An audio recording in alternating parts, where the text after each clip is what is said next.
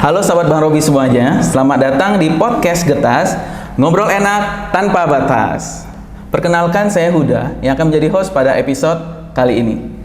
Cerita sedikit tentang podcast Getas. Sengaja dinamai Getas karena Getas merupakan cemilan khas yang berasal dari Bangka Belitung.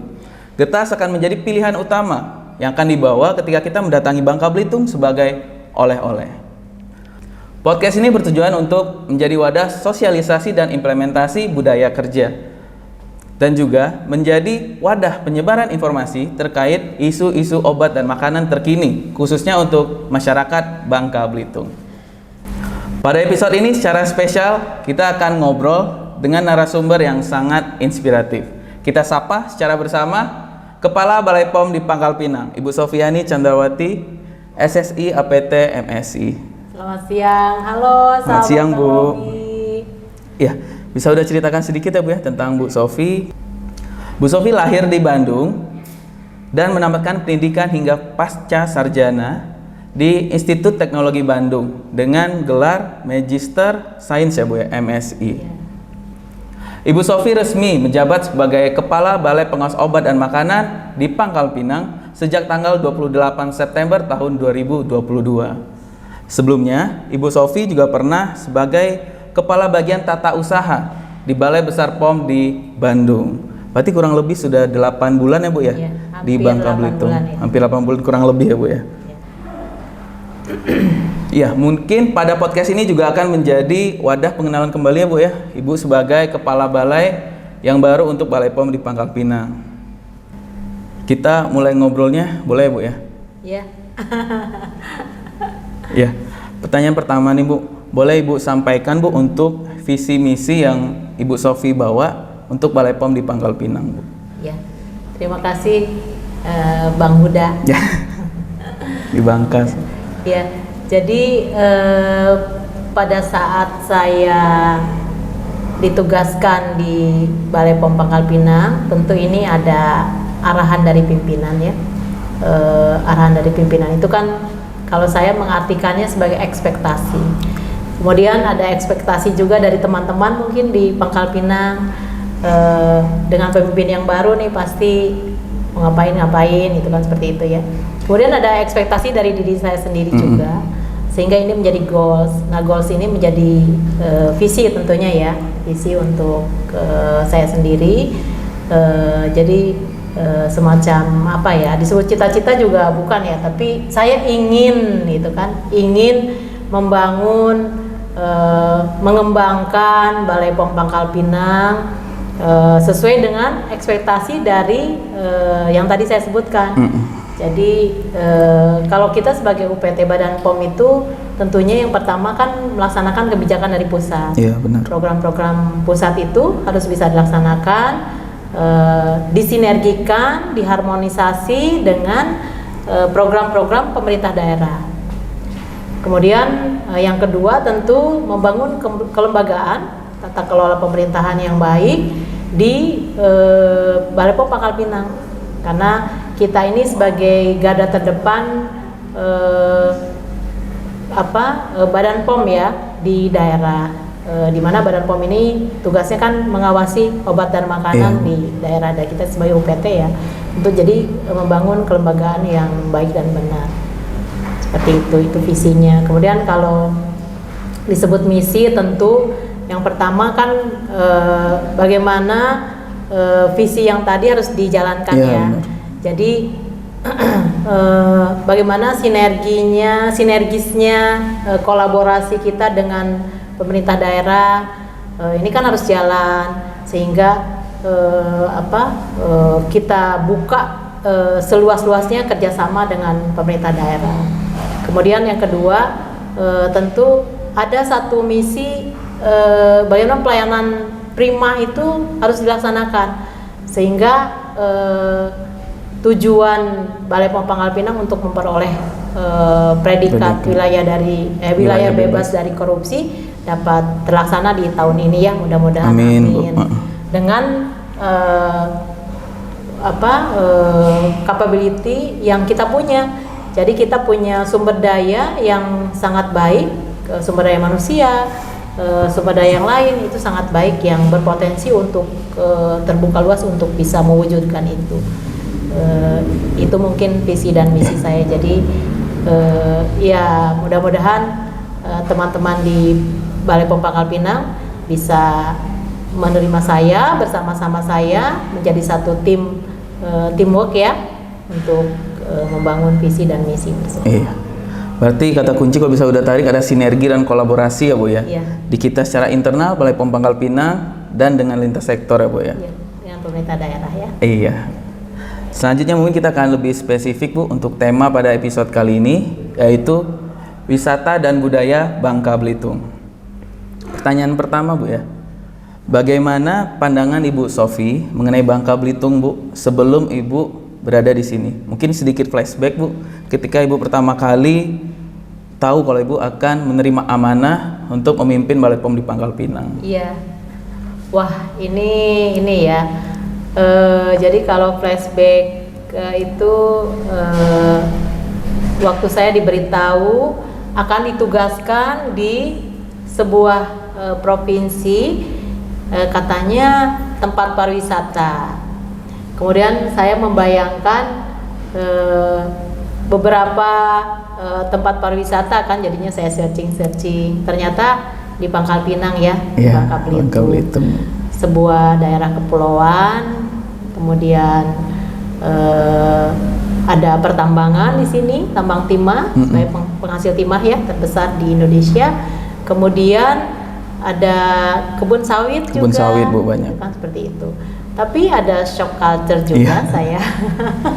Karena saya biasa di kota besar dengan segala fasilitas yang tentu saya sudah biasa ya.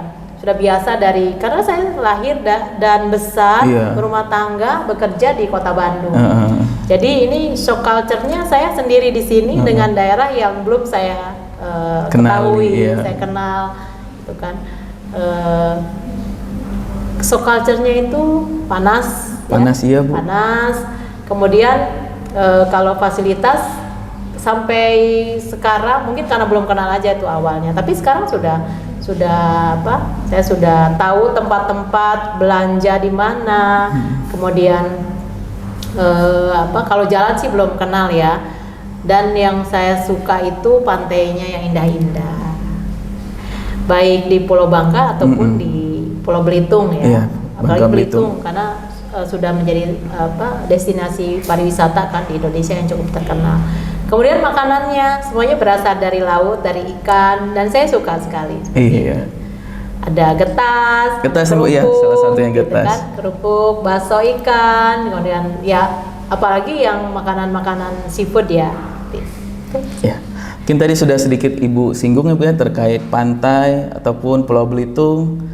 Nah, pertanyaan selanjutnya Bu, ini terkait apakah ada Bu tempat favorit yang Ibu Sofi miliki di Bangka Belitung Bu? Apa tempat favoritnya? Tempat favorit mungkin disebut tempat favorit ya pantai ya. Pantai Bu ya. Pantai. Jadi kalau untuk pantai itu di sepanjang kita ke arah Sungai Liat, itu kan pantainya indah-indah ya. Lintas timur ya Bu. Iya. Apalagi kalau kita nyebrang ke Pulau Belitung. Jadi kalau di Belitung memang di sana sudah terkelola dengan baik karena jadi destinasi wisata kan. Kemudian yang lainnya apa ya? Ya pantai aja, pantai ya. Atau ada pantai spesifik yang Ibu emang suka pantai ini nih gitu Bu? Ada nggak Bu ya? Tidak juga ya. Tidak juga Bu ya. Menurut saya semuanya bagus-bagus sih. Bagus ya Bu ya. Karakteristiknya memang hampir sama-sama pantai di sini. Batu-batu besar. Ya kan, benar gitu Bu. kan, Mungkin di belakang kita Bu ini lukisan Pantai Parai Bu. Dia ada di Kabupaten Bangka, Sungai Liat. Kita sengaja backgroundnya ini juga memperlihatkan pantai Bu. Kesukaan Ibu juga tadi. Iya. Ini kan batunya besar-besar seperti ini khasnya di sini. Khas Bangka Belitung benar. Tadi mungkin Ibu udah cerita Bu ya, kalau Ibu memang sukanya pantai di Bangka Belitung ini. Pertanyaan selanjutnya Bu, apakah ada destinasi wisata yang Ibu itu pengen ke sana tapi belum berkesempatan nih? Nah, ada nggak Bu ya? Ini yang ya saya lihat di TikTok. Di TikTok Bu ya zaman sekarang. Jadi lihat di TikTok itu ada danau eh, pinter ya yang ininya, yang take videonya.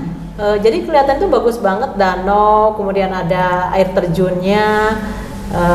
Itu saya belum pernah. Jadi danaunya danau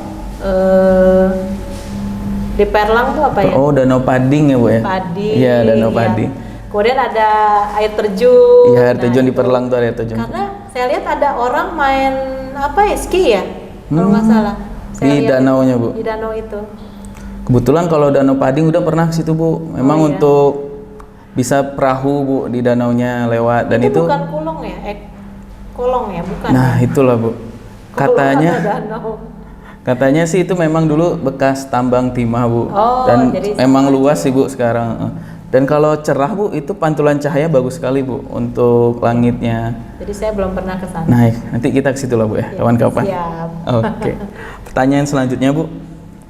Apakah ada hal menarik yang Ibu temui terkait budaya atau masyarakat di Bangka Belitung nih Bu? Yang untuk Iya. sahabat Bang Robi harus tahu gitu Bu. Iya. Jadi ini untuk sahabat Bang Robi ya, di Bangka Belitung ini kebinekaannya itu sangat baik ya. Jadi antar etnis itu rukun, damai, dan ini suasananya nyaman. Kemudian adat Melayunya juga kental. Jadi kalau mau memberi sambutan atau memulai suatu acara itu pasti berpantun dulu. Iya Bu ya. Tadi lupa ya Iya. berpantun. Nanti kita bikin lagi Bu. Iya, itu sih. Kemudian untuk potensi-potensi yang bisa dikembangkan, khususnya ini terkait dengan obat dan makanan, Iya. tentunya ada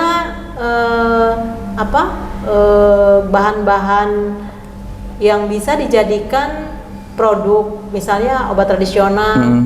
Itu dari bahan-bahan herbal yang berasal dari Pulau Bangka Belitung ya. Nah itu sangat bagus nanti kalau misalnya ini dikembangkan menjadi suatu produk UMKM. Karena ini tentu kalau UMKM itu kan sebagai garda terdepan perekonomian Ya, benar. di daerah ya. Jadi bisa meningkatkan perekonomian di Kepulauan Bangka Belitung. Kemudian apalagi sudah dilegalisasi, sudah punya nomor izin edar, gitu kan, seperti itu. Dan nanti bisa dijual supaya UMKM itu bisa naik kelas tuh di Pulau Belitung, karena Pulau Belitung ini kan banyak wisatawan tuh. Misalnya kemarin kita mendampingi pembuatan ini minyak gosok dari kedebik. Kedebik itu tanaman khas Pulau Bangka. Iya, khas Pulau Bangka. Nah ini sudah sampai pada tahap rekomendasi CPOTB ya, tinggal ke produknya. Nah itu nanti bisa dijual di daerah pariwisata di Pulau Belitung, seperti itu. Baik Bu. Pertanyaan terakhir Ibu, mungkin bisa Ibu sampaikan harapan dan pesan Bu untuk sahabat Bang Robi yang nonton, khususnya masyarakat Bangka Belitung nih Bu. Iya. Jadi seperti yang tadi sudah saya sampaikan, potensi untuk mengembangkan UMKM di sini sangat luas ya, baik dari pangan olahan ataupun dari bahan-bahan yang berasal dari spesifik lokal dari Pulau Bangka dan Belitung. Jadi harapannya kita nanti bisa bekerja sama dengan baik dengan pemerintah daerah, sehingga visi Badan POM juga kan untuk membuat UMKM naik kelas berdaya saing untuk bisa dipasarkan di pasar global. Jadi nanti produk lokal tapi di pasar global. Kalau zaman dulu kan kita produk global ada di pasar lokal. Nah kalau sekarang kan dengan e-commerce kita bantu untuk marketingnya, kemudian nanti kerjasama dengan tempat-tempat wisata di Pulau Bangka ataupun di Belitung. Ini termasuk program-program yang masuk di inovasi AOC kita ya. Ada garam kosmetik, seperti itu contohnya. Karena kita sebagai daerah kepulauan, ini daerah penghasil garam, tentu ini sangat bagus untuk bisa meningkatkan perekonomian dari daerah Kepulauan Bangka Belitung, dan Badan POM siap mengawal untuk itu. Iya. Berarti UMKM berdaya saing pasar global ya Bu ya, ingin kita ciptakan seperti itu. Tidak terasa sudah cukup lama nih Bu kita ngobrolnya. Padahal baru satu tema ya Bu ya. Nanti kedepannya kita akan ngobrol lagi dengan Bu Sofi dengan tema-tema lainnya yang pastinya juga menarik. Dari ngobrol tadi banyak hal menarik ya Bu yang akan dilakukan di Bangka Belitung ya Bu ya. Semoga dapat berjalan sesuai rencana sehingga bisa berdampak pada peningkatan pelayanan publik dan masyarakat Bangka Belitung ya Bu, tentunya pastinya. Amin. Terima kasih banyak Bu Sofi telah ngobrol banyak di podcast Getas. Sekian dulu untuk podcast Getas episode kali ini. Sampai ketemu di episode selanjutnya sahabat Bang Robi. Sampai jumpa. Sampai jumpa. Ibu makan getas dulu kita Bu. Silakan Bu. Bukan puasa ya Bu.